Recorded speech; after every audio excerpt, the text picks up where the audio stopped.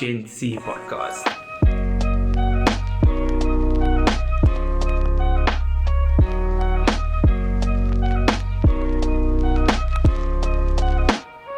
Welcome to episode 2 of the Gen Z podcast. I'm your host, JP Jackson. And today we're basically going to talk about who is JP Jackson.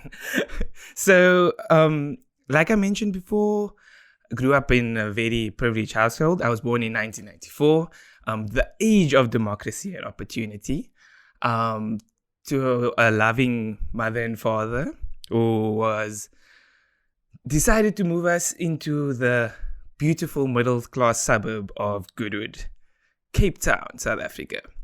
So now a lot of people have never been there in their lives, and rightfully so. But it was a mixed community of up-and-coming middle-class people who were just trying to make ends meet. And in that time, I was fortunate enough to go to a good primary school and a good high school. And then this was the first time when I realized I was actually quite privileged, in the sense that the topic of Model C just came up. Like, oh no, my daddy would always say, I never went to a Model C school. Oh, your mommy didn't go to a Model C school. So you must be the bee's knees. Your education is our next level. And that's actually when the opportunities started coming about. I went to a school where I got good education. I was fortunate enough to qualify to go to university. And more importantly, I was able to get funds from my parents to actually go to study. And one of many restrictions that many people like me don't have today. Do have today as well. So that was really a reflective moment. And I think maybe in my later years, it became more evident that all of these advantages that I seem to have was not recognized by everybody or received by everybody. So I went the typical academic route.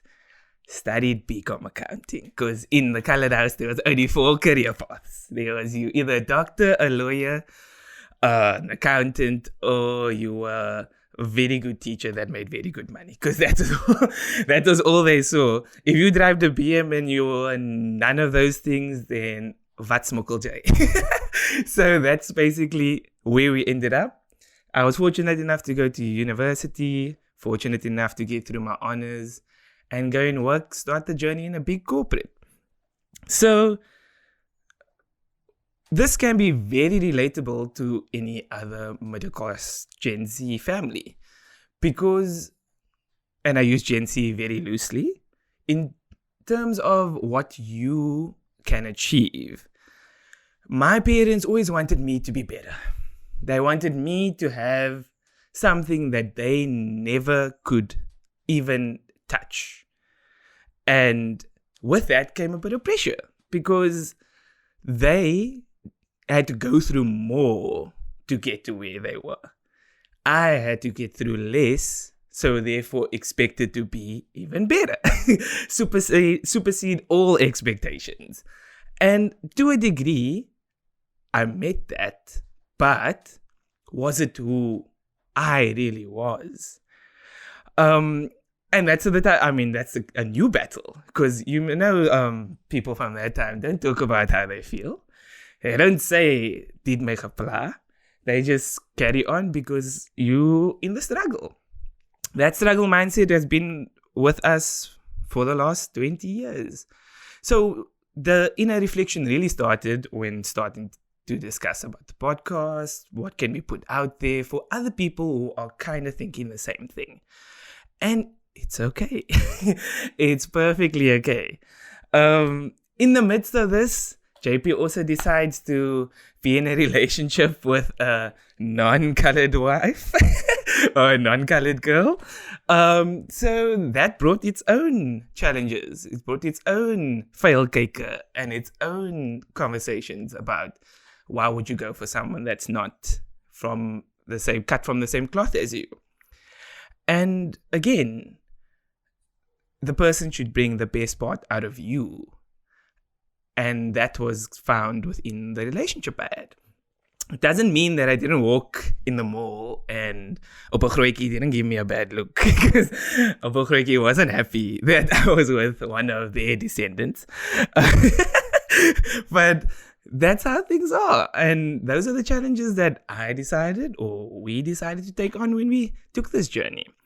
So in the working and the hustle and bustle and getting through every box that was put in front of me, the question then lies, or the question that we kept asking ourselves is this what you want to do?